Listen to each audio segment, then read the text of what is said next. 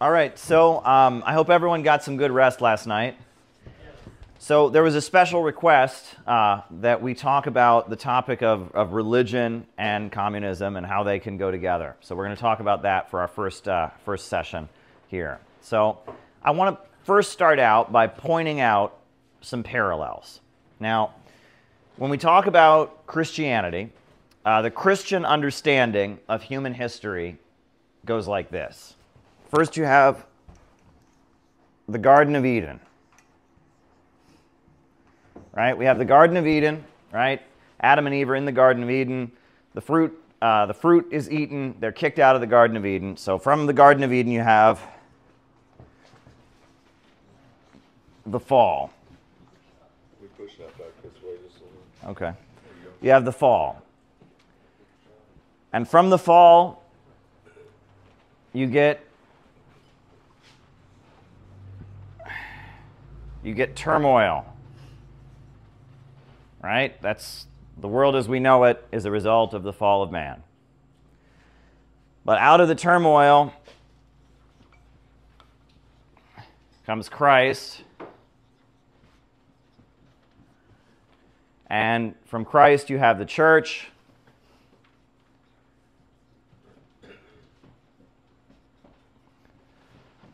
and from there eventually you get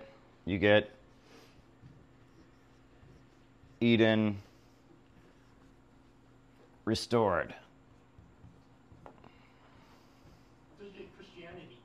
This is the Christian narrative of human history, right? Right?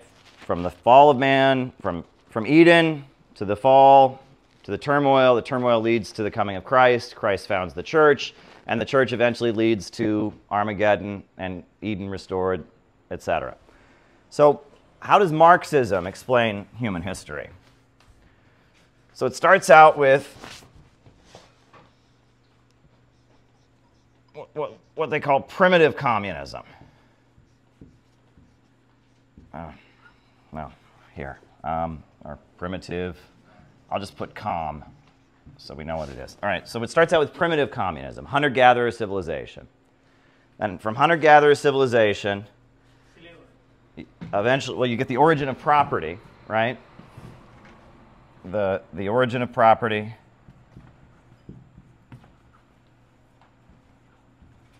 The origin of private property. And then, as a result of the origin of private property, we get class society. Right? First class society is slavery. Then out of slavery you get feudalism. Out of feudalism you get capitalism.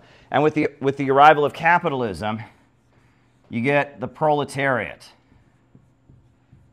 the working class, the final class of history that emerges out of class society. And as a result of the proletariat coming into existence, right, you get the proletarian movement, or you get the communist movement.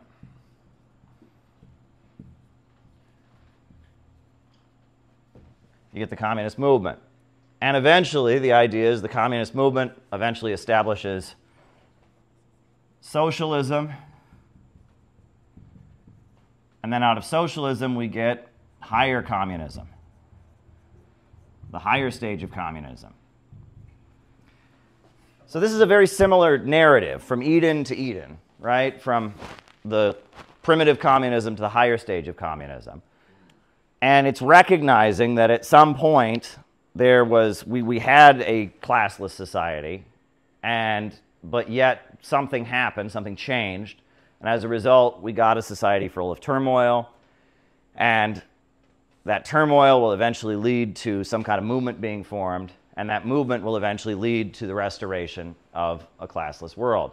And I think you can see a parallel in that narrative. And I'm obviously not the first person to have noticed the parallel in that narrative. Friedrich Nietzsche, who was a very strong opponent of Marxism and communism, he said that communism was nothing but Christianity. And he called it the doctrine of the lowly. And he argued that communism and Christianity both celebrated the weak and did not glorify the strong. And Friedrich Nietzsche was a practitioner or adherent of what they call philosophical irrationalism, the belief that there is really no truth, right? The debate between rationalists and irrationalists is the universe defined by order, or is the universe defined by chaos? Well, Marxists generally argue the universe is defined by order. There are real objective laws in history. There is objective laws, there's laws of gravity, there's mathematics, that the universe is defined by order. Irrationalists say there is no order in the universe, and the universe is simply chaotic, and if you try to, someone who's trying to assign order to it is simply trying to assert their will over you and suppress your great individualism. The irrationalists celebrate the individual in his refusal to accept any of these false laws that are imposed on him, and that philosophical irrationalism is the beliefs of what you could call the new atheist movement. So let's talk about Marxism and atheism, right? At the time that Karl Marx came into existence as a political leader, philosopher, the world was overthrowing the feudal system. Feudalism was the primary political and economic system in the world, but it was facing great revolts and uprisings. You had the French Revolution, you had the English Civil War, you had other revolts and uprisings that were taking place to overthrow feudalism. In feudalism, religion is not a choice. It is imposed on you by society, right? The king has divine right to rule over you by God. It is a crime to criticize the king or to oppose the Catholic Church. If you oppose it or question it, you're burned at the stake. And the bourgeois revolutions to bring about capitalism were largely rebelling against the feudal order and demanding the right to be scientific and demanding the right to engage in scientific research. In fact, the very word revolution originates in astronomy. It was Copernicus came up with this understanding based on his use of a telescope that the Earth was not the center of the universe, it was revolving. And he called himself a revolutionary. He wrote this book on the revolutions of heavenly spheres, arguing that the Earth revolved around the sun. It wasn't the center of the universe. And Copernicus wrote this and risked being burned at the stake. And those who favored science as opposed to just blindly believing the Catholic Church, they were called revolutionaries, first because they believed in astronomy. And then later it took on a political connotation. And it was with the rise of the French Revolution and other things. It became that the word revolution was largely about rejecting the rule of the Catholic order and the religion that was imposed in the feudal order and accepting a scientific way of viewing things. And 1848, that's the year the Communist Manifesto was published. In the year of 1848, there were over 200 revolutionary uprisings across Europe. Every major European country had several uprisings in the year of 1848. They called it the Spring of Nations. And 1848 in particular was the year of the German Revolution of 1848. And the German Revolution of 1848 was fought because Germany at that time didn't exist as a country. There were many different principalities and municipalities, and they wanted the creation of a central German government, a nation state with an elected democratic republic. And so all over what became Germany, you had people rising up against the local feudal kings and monarchs, and the battle cry, the anthem of the 1848 German Revolution. Do people know what it was? Deutschland, Deutschland, über alles, Deutschland, über all das Welt, right? They were demanding the creation of a German nation state that would have democratic rights for the population and would sweep away the power of all the local kings and princes and principalities that were... Roman Empire, Yeah, right. The Holy Roman Empire was at least one pre-German state. There was parts of Germany that was Prussia, I believe, if I understand correctly. And there was many different of these, and they were calling for the creation of a modern German nation state. And there were many different feudal governments that made up what eventually became Germany. And the 1848 German Revolution failed. And one of the people who fought in the 1848 Revolution, obviously in a different faction than Karl Marx, was Richard Wagner, the composer. And Wagner went into exile after the revolution failed. And Karl Marx fled from Germany when the revolution failed. And in fact, I grew up in Ohio. And in my little town in Ohio, we would see horse and buggies going by.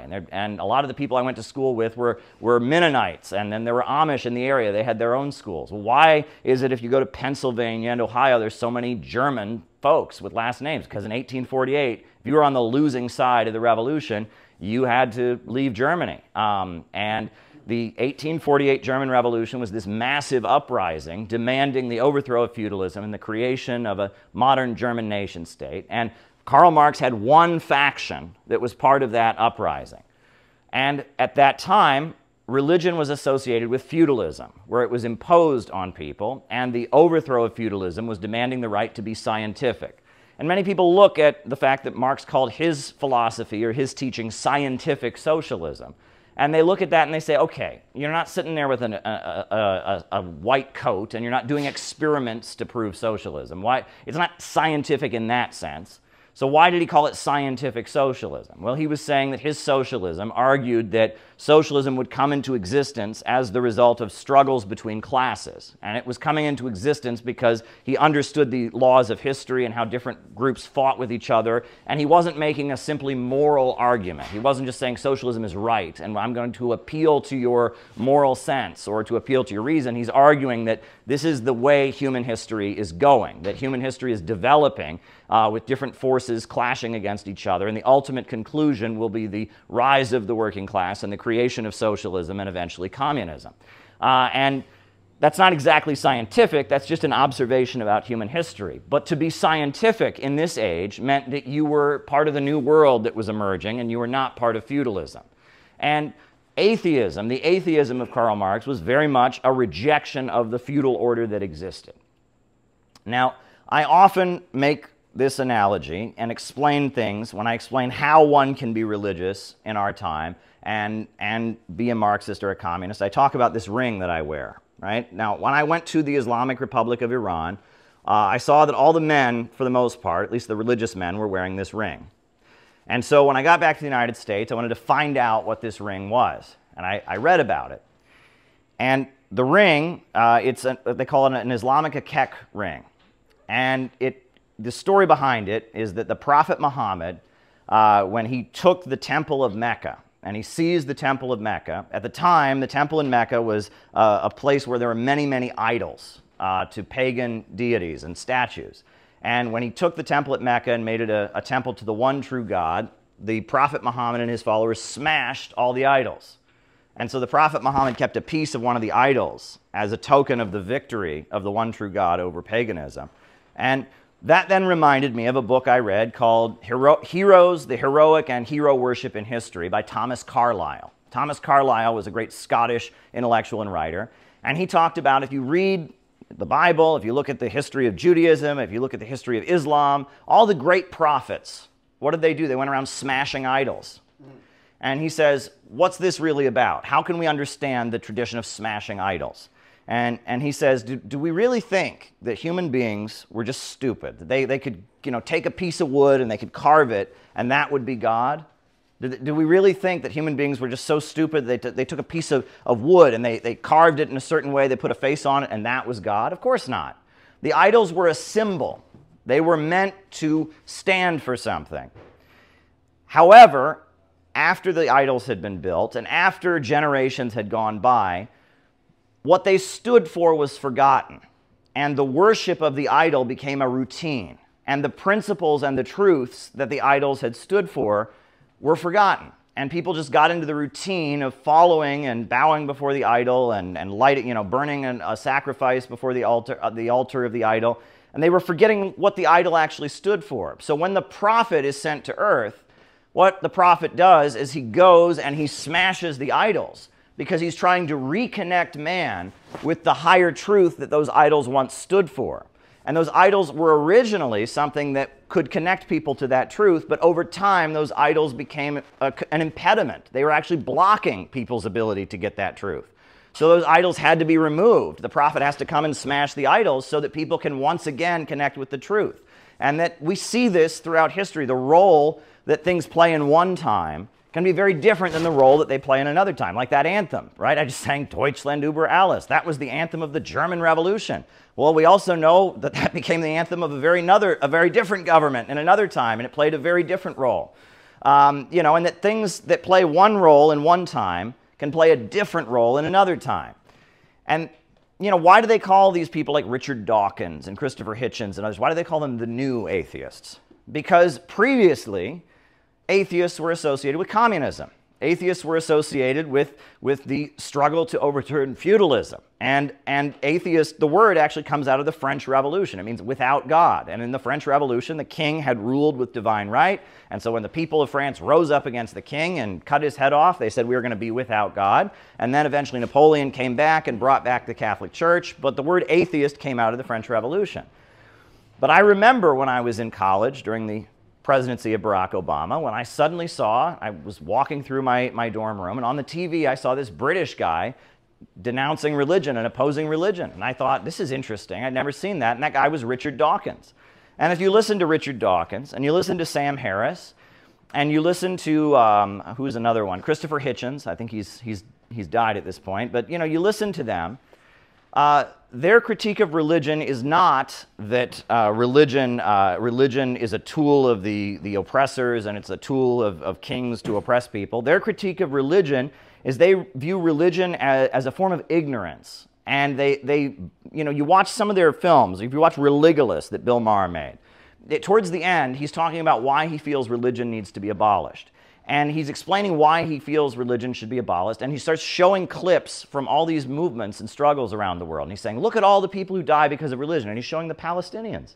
Do you think the Palestinians are fighting just because of their religious superstition? And then he shows the IRA, the Irish people, fighting in Northern Ireland. Oh, all this fighting, if we just got rid of religion, all this fighting would happen. Another thing I've noticed about the new atheists is the way they talk, they generally talk about Islam like it's the most evil religion in the world. Islam is the most dangerous religion. And then they start talking about Christianity, and they say, oh, Christianity is also very, very bad, and they're ignorant, and they're conservative, and they're anti-gay and anti-abortion, and they're so bad. And then they talk about Judaism, and they say, oh, some Jewish folks in Israel have very funny hats, and that's really silly. And then they move on, and it's almost like there's a hierarchy. Like Islam is the most evil religion in the world, Christianity is the second most evil religion in the world, and Judaism's pretty much okay because Israel is good and Israel's an outpost of civilization fighting those evil Muslims. And you listen to what they're saying, and it's very much a pro-imperialist message. They view, and they make it very clear at the end of their film when they're showing the IRA and they're showing the Palestinians and saying all this fighting happens because of religion. They view religion as dangerous because religion could be a vehicle through which imperialism could be fought. And that is very, very blatantly clear when you listen to what they're saying. They view religion as an antidote to their philosophical irrationalism. And especially if you read Ayn Rand and you read some of the new atheist folks that are more into the libertarian philosophy, they very much think religion is bad because religion would have them care about other people. Right? Ayn Rand called religion the guilt-peddling Jesus industry. And Friedrich Nietzsche talked about Christianity as the doctrine of the lowly. If you get rid of morality and you get rid of law, the strong have the ability to just ruthlessly rule over the weak. And there's nothing that can stop them. And it is law and morality that protects the weak from the strong. And in our society at this time, your strength is how much money you have. So when you have forces that want to get rid of all law, we know that laws are corrupt. We know that laws often are written by rich people to serve their own ends. But when you have forces that come along that want to just get rid of all law, and at the same time they also want to get rid of all morality, what they're calling for is for the strong to ruthlessly rule over the weak. And in our society, what that means is the rich get to ruthlessly rule over the poor. But it is religion and morality that says, no, might isn't right. There is truth, and that there is an obligation that human beings have to other people. And there is something that binds us all together. We may all be individuals, but we have a collective experience, and we have an obligation to our community. And so religion plays a very progressive role in that sense. And I would argue that the first stage, the reason that communism was so atheistic in those times is because religion in feudal society had become an idol. It had become a mechanism for oppressing people. It was serving the opposite of its intended purpose, and it had to be swept away to clear out for people to connect with the higher truths that those religions and principles once stood for. And if you go to the communist countries of the world, there is a new attitude toward religion. Now, not universally, but if you go to Nicaragua, if you go to Venezuela, if you go to the Middle East and talk to the resistance and anti-imperialist forces there, religion is a very central part of their view. And even in China, where atheistic view is still primarily the view of the Communist Party, they have apologized for how religious people were treated during the Cultural Revolution extensively, and they've formed religious associations. And in particular, in the Muslim areas, the Uyghur regions of China, the Chinese government has spent millions of dollars building mosques, because the mosques that have been built previously have been built by forces that are against the Chinese government and are trying to break these regions away from China. So the Chinese government is actually funding mosques by imams and religious leaders that are not opposed to communism and not promoting terrorism. So at this point, I think we can say that you can't frame things the way that they used to be framed. And I don't think that in our time, genuine socialism, the countries around the world that are building up and raising people up from poverty, I don't think they have the same hostility toward religion as before, but I would argue that the woke stuff, that is very much the Trotskyism, and it is the desire for rebellion, it is that evil part of Marxism kind of separated. The woke stuff is very anti-religious, because that woke stuff is just the spirit of rebellion. And that's why I also urge people to talk about left versus right. Where does left versus right even come from? It comes from the French Revolution. In the French Revolution, after they overthrew the king, the people that were more loyal to the king sat on the right, and the people that were fully embracing the revolution sat on the left. And the left said it stood for historical progress. And that's all that left and right really mean, is the left vaguely believes in historical progress, and the right vaguely believes in tradition and keeping things the way they are, preserving what's good. But we're in a time where it doesn't even really make any sense. What is left and what is right? Because one aspect of historical progress is economic growth, the belief that we should build up and raise up and create a more abundant society. But what I hear from most of the left is that we want less. We want to degrow. We should go back to some primitive ideal. And at the same time, one aspect of historical progress is wanting to connect countries around the world and trade and have countries become more connected to each other so we don't have wars. But what I hear from the woke left is a call for global instability and chaos and violence, and they support every color revolution and regime change war. So at this point, if you believe in historical progress, if you want the world to get better, I guess that you could say that you're left. But left, coming out of the French Revolution, was very much associated with the spirit of rebellion. We have to remember that the French Revolution was not only an upsurge against the feudal order. The French Revolution was also, at the same time, an explosion of rage and vengeance. Right? That's why they had the guillotine and they were cutting people's heads off. That's why there was such mass killing, the Reign of Terror. It was also an explosion of sexual release. Feudal society is a very, very controlled society, and the French Revolution was all about sexual release. So much that the Marquis de Sade had the idea that they should have theaters where there'd be naked women that men could just go look at, because that would keep the passion of the revolution going. And that it's true that if a person is very much restraining their rage, and you come along and say to them, I give you permission to be angry, that person will be loyal to you. They'll say, wow, you gave me permission to be angry. I've been trying to hold in my anger all this time, and you gave me permission to be angry. And that's what happened in the French Revolution. The peasant couldn't even look the noble in the face. He was completely oppressed.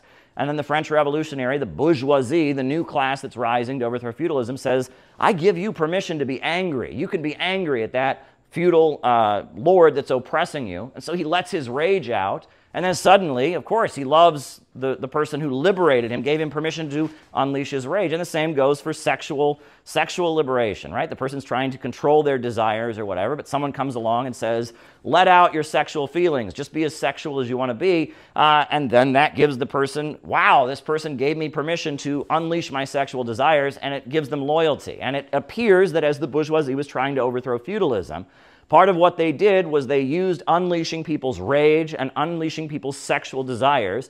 They used that as a mechanism for gaining the loyalty of populations in order to come to power. And that violence and sex are connected. Sigmund Freud talked about the libido, the libidinal desires. Rage and sex are very much connected. And that I think, unfortunately, the color red, the reason the color red is associated with communist revolutions historically is because red is the color of passion, and it is the color of rage, and it is the color of sexual release. And that during the French Revolution, as they were mobilizing the population to try and overthrow feudalism, and they're giving people permission to unleash their rage and unleash their sexual desires, they started having the revolutionaries all wear bright red caps. And that left became associated with a psychological phenomenon you can call libidinal release, giving people permission to release their bottled up anger, release their bottled up sexual impulses as a way of controlling them. And that may have been a mechanism that maybe revolutionary and progressive forces used in the 1800s. That's what the imperialists are doing right now. That is exactly what Facebook and Twitter and all the social media outlets are doing. And if you look at social media, it's very much just rage, 24-hour rage. You look at a lot of these videos, and a lot of that is just stoking up people's rage and resentment. And stoking up people's sexual desires. That's very much what, you look at the phones, there's the pornography, etc., right? And that this method of unleashing people's rage and unleashing people's sexual desires as a way to win their loyalty and manipulate them, that's what the imperialists are doing. So opposing that and putting forward a different message and telling people to restrain their anger and listen to other people and not be rage-filled, telling people to control their sexual desires, that, in a way, is revolutionary to oppose the imperialists, because that's the method the imperialists are using to control people. So these are all the various thoughts, and that's why we need to rethink what left and right really mean in our time, because the aesthetic and the feelings that are associated with left are now what the imperialists are using. And the forces around the world that are resisting imperialism seem to be tapping into people's conservatism and people's desire to connect with each other. Because at the end of the day, the way society is going is they want nothing between you and your phone. They want no barrier, no community, no family, no church, no labor union, no society, no ideology. They want complete access and control of you. And then any association or community that you have, any connection with other people, is a barrier to their total control of you. And they would like to break that down. They want you as an isolated, atomized individual so you can be manipulated by them only. That's what they want. And we have to remember that. So collectivism in our time is very revolutionary and progressive. And these are my kind of thrown together thoughts on the topic of communism and religion. Let's discuss. Milhan has something he wants to say. Yeah, Okay. I noticed you have a lot of space in the middle of your board here. Okay. And I thought, how do you feel about reinterpreting the dialectic? I know that's a kind of entering into theological, because actually I don't have a problem with dialectic, it's just missing God. Mm-hmm. And it's based on harmony, not conflict, and, based on a higher vision. And I'm wondering if you would explore that a little bit. Sure. So the foundation of Karl Marx's philosophy is what's called dialectical materialism. Dialectical materialism says that all that exists is matter, that there are no spiritual forces, it's only just matter, but that matter is constantly in a state of motion. It's constantly clashing with other matter, and it is through that clash that change comes about. People explain dialectical materialism with the phrase, A does not equal A, because this first A can never be the same as the second A, because the universe is constantly in a state of change, right? That even though this may look like the same A, it is not the same A, because there's a constant state of change that exists in the universe, and that everything in the universe is constantly clashing against everything else, and is that conflict that leads to history marching forward. And that it is material reality. When you talk about materialism versus idealism, Immanuel Kant said, thought said, I think, therefore I am. I believe that was Immanuel Kant.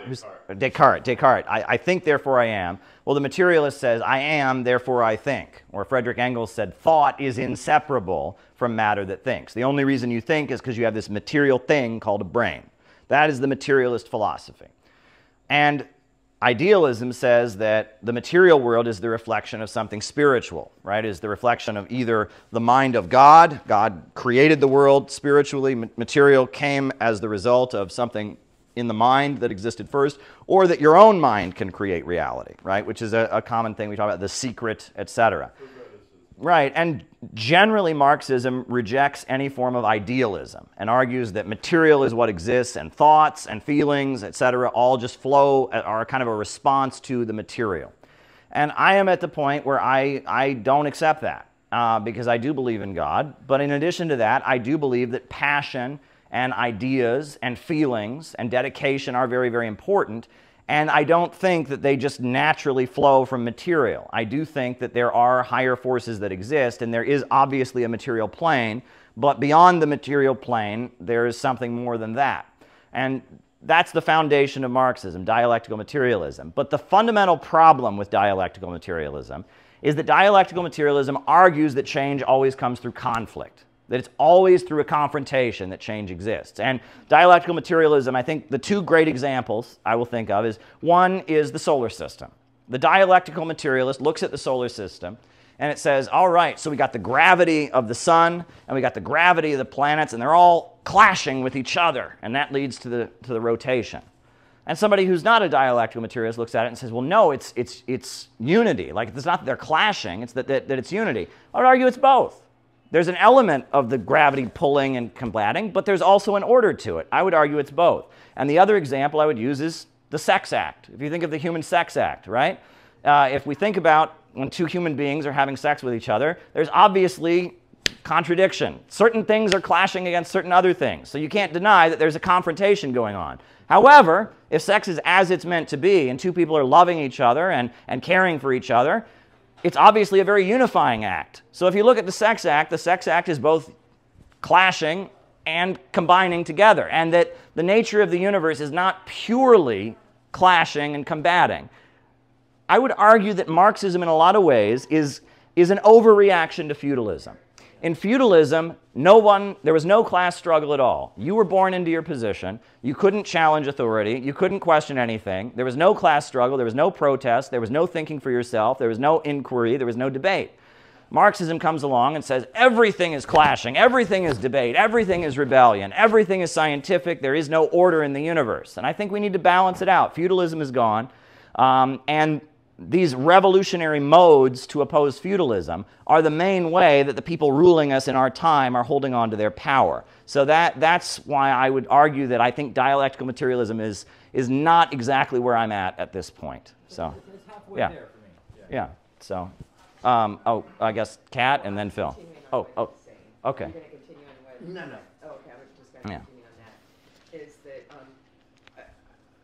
I think part of the problem is Marxism is very left brain oriented, and there's no right brain analysis. And in a gross dichotomy, left brain is male and right brain is female, which is more emotion, more connection. And so I think some would say that it's patriarchal. Marxist analysis is patriarchal because it doesn't account for a whole right brain of looking, which is feelings, and it's feminine, and it's also spiritual as opposed to materialistic and rational and thinking. We need both. We need them in balance. But so there's that angle. Okay. Go ahead, Phil. Thank you. You were talking about with China, how they're building mosques and starting to allow more of a religious aspect in China. But I was wondering, really, there's a question of whether you can trust what media sources put out there. But I was wondering about what you thought or felt with the Christian Uyghurs. Am I saying that right? The Christian Uyghurs in China, the oppression that's being reported from the Chinese government. Well, Uyghurs are generally Muslims, right? They're a Muslim minority, right? There are Christians in China. There's plenty of Christians in China. I've heard that there's more people going to church on Sunday morning in China than in the United States by far, in big numbers. That's probably because China's just such a huge country with a big population. For a long time, the Vatican did not recognize, there's a legal Catholic Church in China that it does not oppose the Chinese Communist Party, that recognizes them as the government. For a long time, the Vatican did not recognize them, but instead recognized only the underground illegal church. But in, I think, 2013, the Pope withdrew his recognition from the underground illegal church and recognized the above-ground church in China. There is something called like the Chinese Christian Association, which is recognized by the Chinese Communist Party as Christians that are aligned with the Chinese Communist Party and respected and carry out its goals. But there are also a number of religious sects in China that are backed by the United States to try and destabilize China. One of them is called Eastern Lightning. I don't know if you've ever heard of Eastern Lightning, but I know about them because I started seeing their YouTube videos. Their YouTube ads started coming up, and I read about them. And it's this woman from China who claims she's the second coming, and she lives in Brooklyn. She's fled to Brooklyn, New York. And her husband is her spokesperson, and they do press conferences. And she never talks because she's, I guess she just doesn't talk. But her husband speaks for her and reads like proclamations, and she stands there. And it's a religious group. And the reason that they're illegal in China, my understanding, is that there was a McDonald's where they were handing out leaflets, and they tried to hand a leaflet to a teenage girl, and the father wouldn't let the teenage girl take the leaflet. So the two leafleters killed him. They killed the father in the McDonald's. There's the Falun Gong, for example. The Falun Gong, right, is a religious grouping in China. So and this is where it gets very interesting. So we all know about traditional Chinese medicine, right? You ever heard of traditional Chinese medicine, right? Well, originally the Marxists would reject all traditional Chinese medicine because it's not scientific, it's spiritual. They're talking about the qi and. But as Mao was coming along, he realized that a lot of people in China deeply value traditional Chinese medicine. So Mao made a compromise, and he said, we'll have traditional Chinese medicine, but we don't have any of the religion that goes with it. And so during the Civil War, the Red Army was practicing traditional Chinese medicine. They had traditional Chinese doctors who were doing medicine. After the revolution, they had the barefoot doctors who went around to the countryside giving traditional Chinese medicine to folks. And that was considered okay as long as they didn't have the religious beliefs that went with it. And then during the Cultural Revolution, they really emphasized traditional Chinese medicine because it wasn't Western.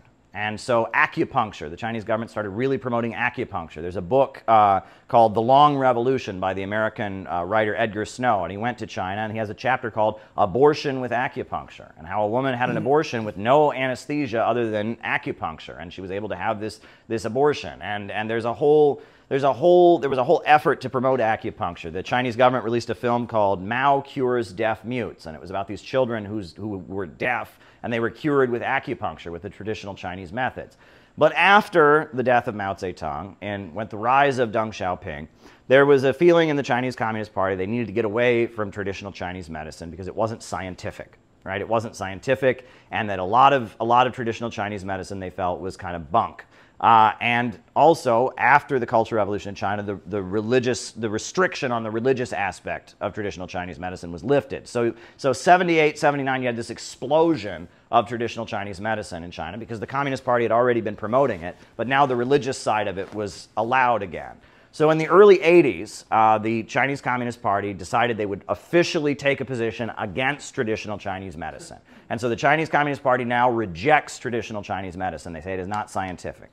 When they did that, a leader of the Communist Party, I think his name, I'm going to butcher the pronunciation, I think it's like Li Hongzhi, something like that, he broke with the Chinese Communist Party and formed his own religious movement to promote traditional Chinese medicine, along with a specific interpretation of Buddhism that he believes in.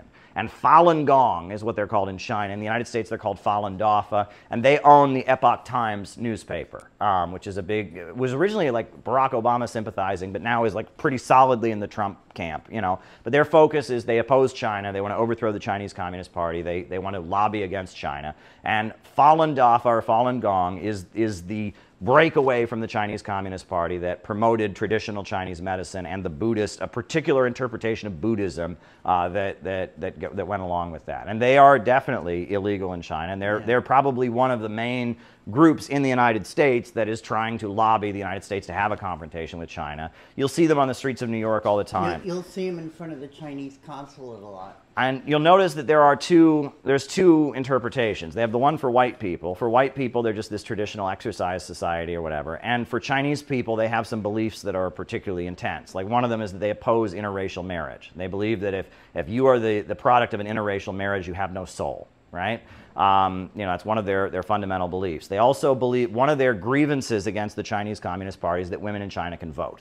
right? They think that women should not be voting and that women are inferior to men in traditional Buddhist teaching, and they say that the fact that women are voting, and there's women all throughout the Chinese government, is a sign that China's in what they call a Dharma ending period, because clearly women shouldn't be involved, So they have some beliefs. I mean, there's also, they've called for the public execution of homosexuals, and there's others who say, well, no, you shouldn't kill the homosexuals publicly, you should just castrate them, and it's a particularly they're feudalists, right? They glorify feudalism that existed before, and that's why their show, I don't know if the show that they do all over the country is called China Before Communism, right? That's the show that they're promoting. It's called China Before Communism, and in their belief, back in feudalism, when you had landowners who ruled and peasants who worshipped landowners and did sacrifices to landowners and had these statues, etc., that was when China was good, and the Chinese Communist Party has upturned all those feudal relations, and they want to go back to the traditional feudal way. That's basically what their beliefs are.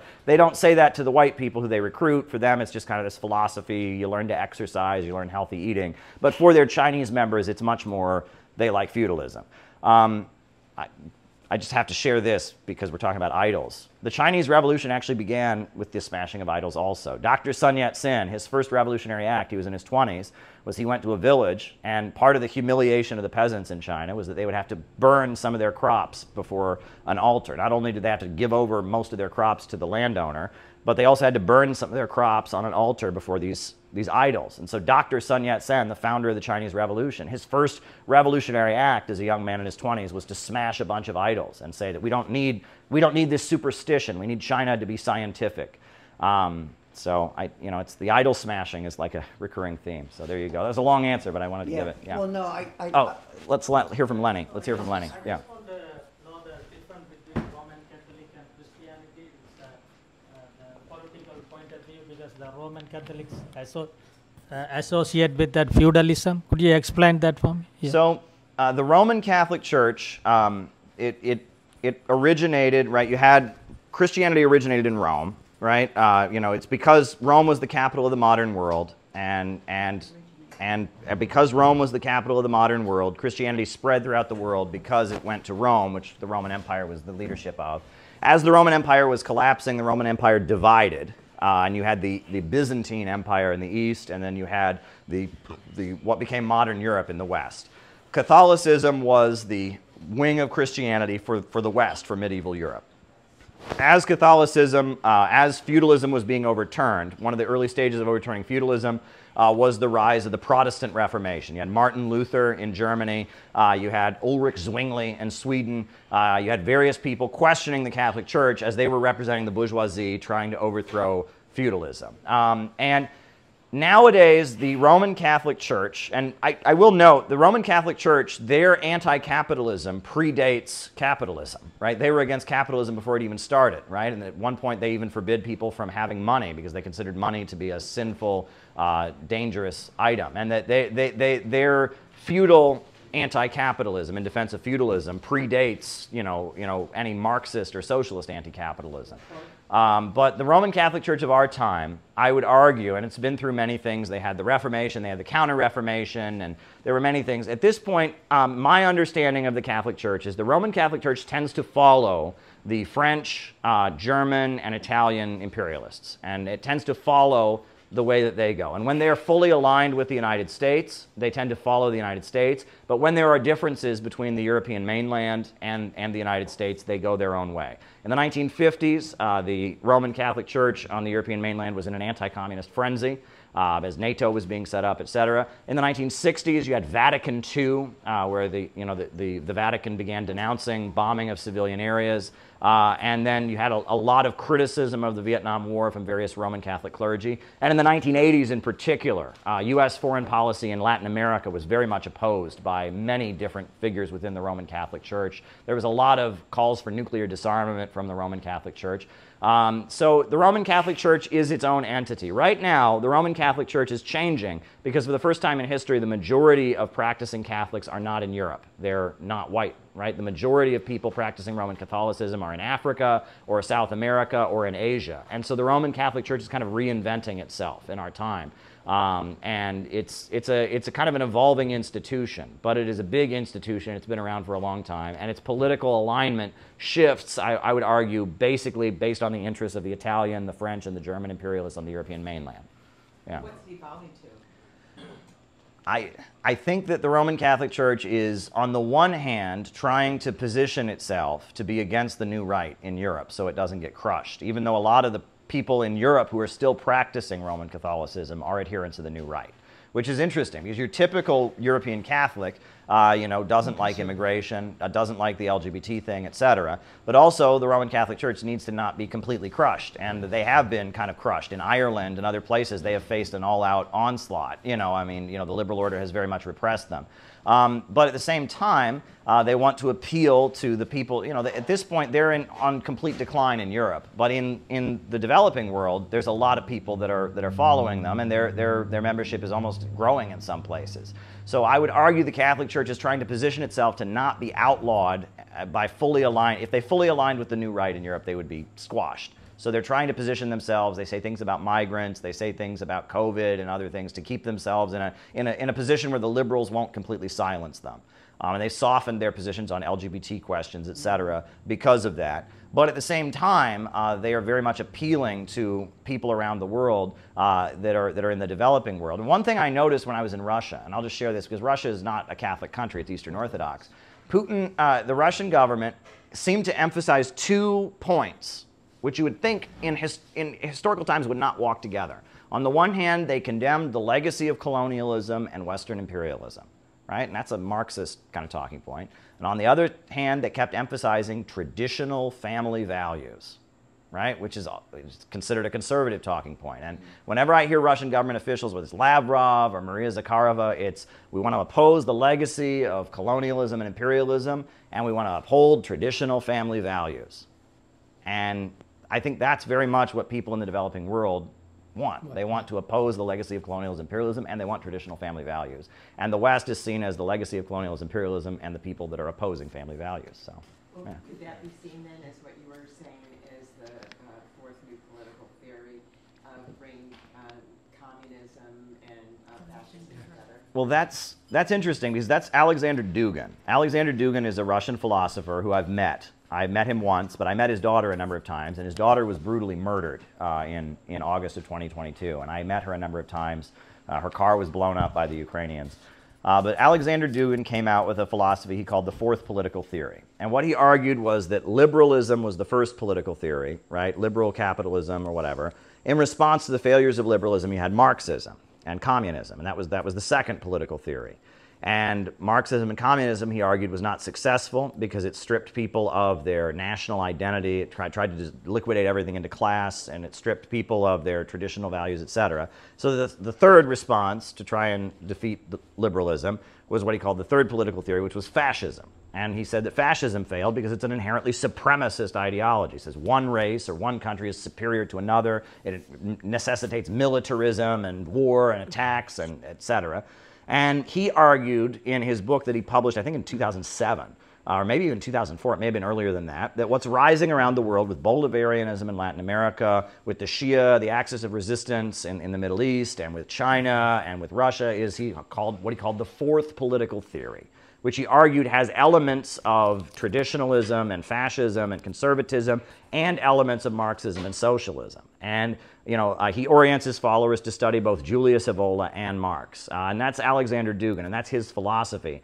I don't embrace that because there are certain things I fundamentally disagree with him on. One is he rejects historical progress. He says the past, the present, and the future are equal, and that any attempt to promote historical progress is a Western chauvinist idea, that Russia has always been the same. It's been one civilization for thousands of years, and he's Russian Orthodox, and he says that history is getting worse and better at the same time. History is getting worse because the Antichrist is coming. He says, but history is getting better because the kingdom of God is also coming. And so if you try to say that history is marching forward, you're negating the fact that the Antichrist will rise. And if you try to say that history is marching backward, you're negating the fact that we're getting closer to the kingdom of God. So there is no historical progress. That's a central belief of his. I don't accept that. I just think that's absolutely wrong.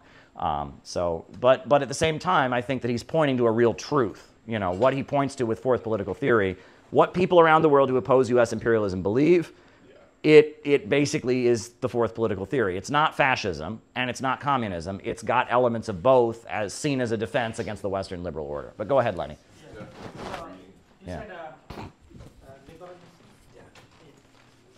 You said liberalism and then Marxism and then the one more, is it right, postmodernism?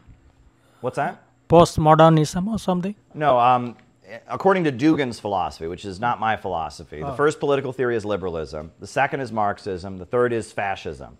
It's not a postmodernism or something that... And then he argues, postmodernism is from liberalism. It's an extension of liberalism. And that he argues that arising around the world to defeat liberalism is what he calls the fourth political theory. And I think that's correct as an observation. It's not something we should advocate, right? I do believe that some form of socialism, will replace it. And I also believe that the world is coming together. I also want to point this out, right? That in the liberal open society, there are two impulses that people have that are kind of forbidden. One of them is the impulse toward tribe and tradition. You tend to be loyal to people who look like you. You tend to be loyal to people who speak the same language as you. You tend to be loyal to people who have the same religious background and grew up in the same area. But we're not supposed to do that. We're supposed to be open-minded and welcome to everybody. So tribe and tradition is one kind of forbidden impulse that exists. And the other forbidden impulse is socialism. We want the government to control the economy and make life better for the people. But we're not supposed to believe that. We're supposed to believe in the free market. And as Western capitalist society becomes more and more unstable, the feeling that we need some kind of socialism or stability of the economy or government control of the economy is going to grow. And as we become more and more of an integrated world with different people and different nationalities coming together, the impulse toward tribe and tradition is going to fade away, right? And that in liberal Western society, the way things have been set up is that tribe and tradition and socialism are two buttons that can be pushed that are kind of forbidden buttons, and when the elite are fighting with each other, they learn to push those buttons. But it's kind of like, it's an escalation, right? If Trump and his faction are fighting against the elite, they'll start to push that tribe and tradition button, which they're not supposed to push. And if the liberals are fighting against Trump and his faction, they'll start to push that socialism button, but that's a button that we're not supposed to push. And we're all taught to police our thoughts against both of these impulses constantly, right? We don't think about tribe and tradition. Oh, we don't want to be fascists. We don't want to be Nazis. Oh, we don't want to, we don't think about socialism. Oh, we don't want to be communists. And communism and fascism are like the bad example of these two forbidden feelings that we have. And the first, tribe and tradition is naturally, it's getting less and less and less. People are becoming less traditional. We're becoming less segregated as a society because that's just the way the world is moving. And socialism and the desire for economic justice is becoming more and more and more because of the falling rate of profit and technology and the increasing instability of the economy. And liberal society has it kind of set up like that. And I think that's a good way of looking at it, that there are these two forbidden, illiberal impulses that we have that kind of go against the values of the free market, open society. That's my kind of interpretation of what the political spectrum really means in our time. Yeah. Ratchet that dialectic while they take all that money. Hey, Caleb, thank you for your presentation. I think it's a very important discussion. I just want to point out my personal experiences with traditional Chinese medicine. I don't think it's actually banned in China right now. I think it's actually not banned, promoted. But the Chinese Communist Party doesn't promote it. They don't believe it. It's everywhere, but they just officially oppose it. Okay, well, I know most of it's anecdotal because obviously it's been around for so long. And actually it worked for me. I actually had kidney stones. And I went to a Chinese doctor that promoted TCM. And he said, you have kidney stones. Did you eat spinach and strawberries? I said, yes, I did. And he said, well, let me give you this herb. And normally with Chinese medicine, they give you multiple herbs, but this was just one particular herb and it actually cleared up my kidney stones. It was just boiled the herb and then I drank it and cleared up. So I was very positive. But I wanted to talk about the new atheists, and I do concur your experiences with new atheism. I actually read Dawkins' book, and he came around during the mid to late 2000s, and I was very positive about it. But when I read Hitchens and Sam Harris's book, I saw them as fundamentally racist and much more aligned with U.S. foreign policy and war policies. How it was anti-Muslim and basically stated this because you were fighting these wars, it's because of your religion. I said, well, they're fighting against oppression. Yeah. You don't have to be religious to fight against oppression. And they totally disregard the the driving forces behind imperialist wars. And I thought that it was fundamentally racist. And it was in alignment with what the United States was doing in terms of foreign policy without addressing what U.S. foreign policy was doing, which is just promoting a lot of this Islamic forces. And they never talk about that. The new atheists never talk about that. Is that how the Chinese, like, So anyway, that was my point. I think I concur with what you're saying. didn't they fight a lot of that? I think Tyler wants to say something. Great. Yeah. I feel bad to talk because I'm in charge of the microphone. No, you're fine. You're fine. Isn't that how they were fighting a lot of like radicalism, like in Western China, by upping the economic base of those people? Like to me, that makes sense. If you're well off, you're probably not gonna. Yeah, and that's been the Chinese resort to Communist Party's terrorism. argument. People will not join terrorist Right. groups and drug gangs if they have economic opportunity. You That know? makes sense in the inner city, or you know.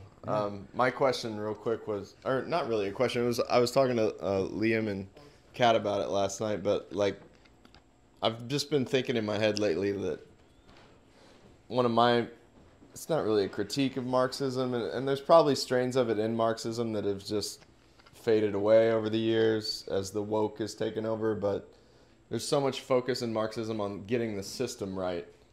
Like if we can get the system right, then it doesn't matter who's in charge. You know what I mean? And the more that I think about this, maybe it's from my Christian upbringing or from the traditionalists, I think character is super important, you know, and I think you might get the ball further down the field to have a person of character leading an imperfect system than to have a complete degenerate dirtbag leading the perfect system. If that makes sense. Well, I think it gets down to, is good behavior being rewarded or is bad behavior being rewarded? Because if you create a situation where bad behavior is going to be rewarded, it's going to take, there will be some people that will push against it and act the right way. But if you create a situation where good behavior is being rewarded, you're much more likely to get people of good character running the government. You know, I think that's a fair point.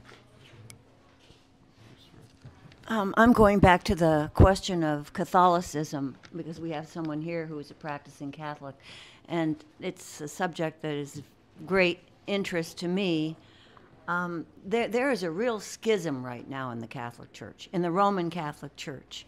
You know, there's a large body of people who are pointing out that there were celestial signs indicating when Pope Francis came in that he is not the Pope, that he is actually exemplary of Antichrist. And I think that's a really important thing to point out. You know, there's a schism. It's a very serious, there's a leader in the church named Vigano, V-I-G-A-N-O, very important figure, who's challenging Pope Francis at the highest levels. There were things that happened, like when Pope Francis was put into power as the Pope, there was actually lightning that struck the Vatican exactly when that happened. They've got photos of it, you know, video footage. And then when he released from that window there, he released the doves of peace. Both the doves were eaten by vultures or some other, and that's also, you know. And then down in Argentina when he was, you know, there were other things, there's signs of this.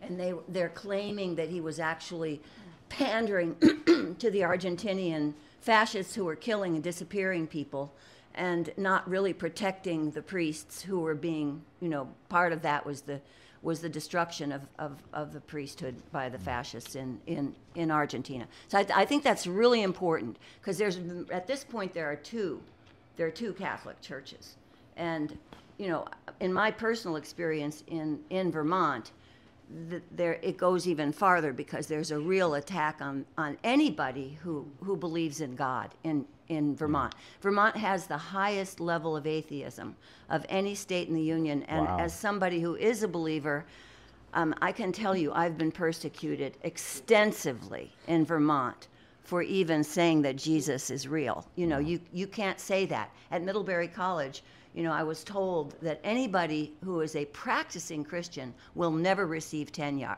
there.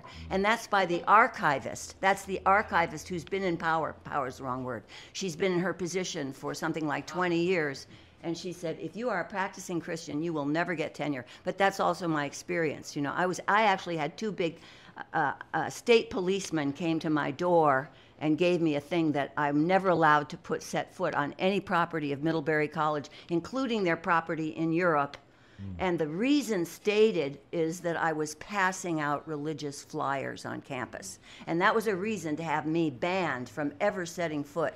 Now, what was not said in the thing that when they gave me that notice that I'm never allowed to set foot on that property again, was that in the same flyer where I was saying that we should open ourselves to the possibility that we're not alone here and that there's a higher power that we should really be, open to, I also said, please read the CIA as organized crime, how illegal operations corrupt America and the world. So that they didn't say, but that, I believe, is the real reason that I was banned.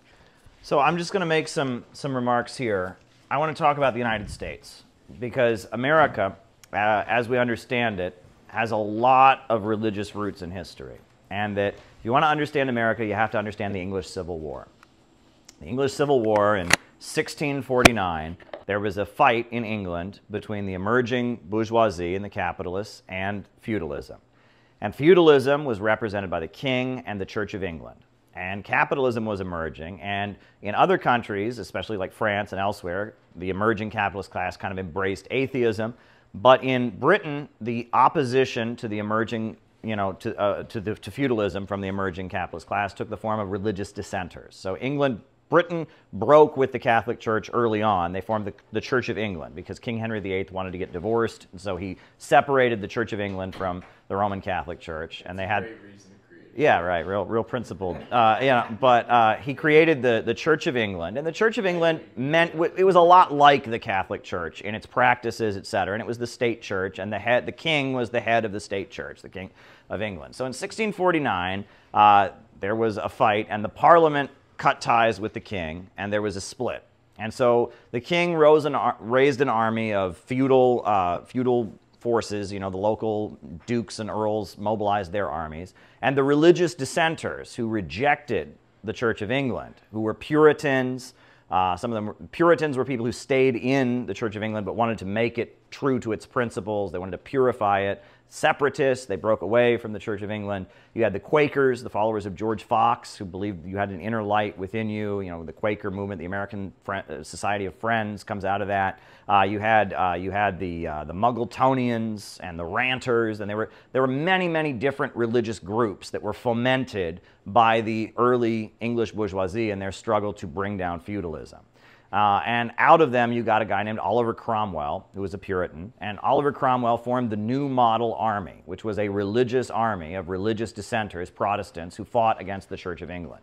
And the New Model Army had many different religious factions within it, and many different political factions. There was one group called the Levelers, and they had a manifesto believing the right to vote should be expanded greatly. And they had this manifesto, and they actually wore it in their hats when they marched into battle, the Levelers Manifesto. And that the fight was between they called them the Roundheads and the Cavaliers. The Cavaliers were the army of the nobility and feudalism, and the Roundheads, they were called Roundheads because ordinary working class people had a round head. They had short hair, whereas a gentleman, a rich person, had locks. He had a big wig that he wore or whatever. He had locks. So poor people were called Roundheads. And the Roundhead Army, it was an army of working class and poor people of different religious factions. They fought against the Cavaliers and the Royalists, and they overthrew the King of England, King Charles I. And King Charles I was put on trial for saying that he had the divine right to rule, which they said was an abomination against the Bible, etc. And he had his head cut off for that abomination. And Oliver Cromwell became Lord and Protector of England. And he had the Parliament. He eventually dissolved the Parliament. And under Oliver Cromwell's leadership, England had a Puritan Protestant religious government.